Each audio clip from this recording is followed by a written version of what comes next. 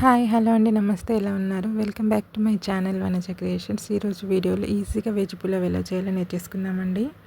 ముందుగా ఆయిల్ వేసుకొని సన్నగా కట్ చేసుకున్న క్యారెట్, ఆలు, అలాగే క్లీన్ చేసి పెట్టి ఒక 2-3 టైమ్స్ క్లీన్ చేసి పెట్టేసుకున్న మిల్ మేకర్ యాడ్ చేసుకున్నానండి. పచ్చిమిర్చి, ఉల్లిపాయ, అలాగే హోల్ గరం మసాలా ఉంటుంది కదా, ఇలాచి, దాల్చిన చెక్క, బగారా ఆకు, పచ్చిమిర్చి, తర్వాత కొన్ని మిరియాలు కూడా వేసుకున్నాను. ఇవన్నీ పోపులో వేసుకొని బాగా వేయించుకోవాలండి. అంటే ఒక 20% వరకు ఈ వెజిటేబుల్స్ అన్నీ మంచిగా కుక్ అవ్వాలి.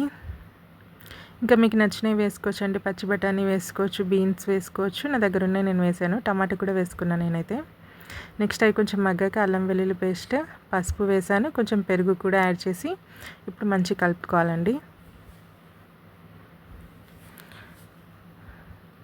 కొంచెం క్లమ్జీగా వస్తుంది వీడియో, ఎందుకంటే ఒక హ్యాండ్లో ఫోన్ పట్టుకొని ఇంకో హ్యాండ్లో అంటే కలుపుతున్నాను కదా, అందుకని. నెక్స్ట్ వాటర్ వేసుకోవాలండి. నేను 3 చిన్న అంటే టీ గ్లాస్ బియ్యానికి కరెక్ట్ 3 గ్లాసులే వాటర్ తీసుకున్నానండి. బాస్మతి రైస్ కాదు నేను తీసుకున్నవి, నార్మల్ రైస్ కోసమే అన్నమాట. బాగా కుక్ చేసుకోవాలి. బియ్యం అనేవి 1 అవర్ బిఫోర్ నానబెట్టి పెట్టుకున్నాను. ఇప్పుడు నీళ్ళు బాగా మరిగాయి కదా, సాల్ట్ వేసుకున్నానండి. ఆ క్లిప్ అనేది మిస్ అయింది. తర్వాత ఇప్పుడు కడిగి పెట్టుకున్న బియ్యం అనేటివి ఇందులో యాడ్ చేశాను. 3 గ్లాసుల బియ్యానికి 3 గ్లాసుల వాటర్ సరిపోతుందండి. ఒకవేళ మీరు బాస్మతి రైస్తో చేస్తున్నట్లయితే 2 గ్లాసులు సరిపోతుంది వాటర్. ఊరికే కలపకూడదు, ఒక 2-3 టైమ్స్ కలుపుకుంటే సరిపోతుంది, లేకపోతే ముద్దగా అయిపోతుంది అన్నము. ఫస్ట్ కాసేపు హైలో పెట్టాలండి ఫ్లేమ్, ఆ తర్వాత కొంచెము మీడియంను, తర్వాత లోలో పెట్టేసి కుక్ చేసుకోవాలి.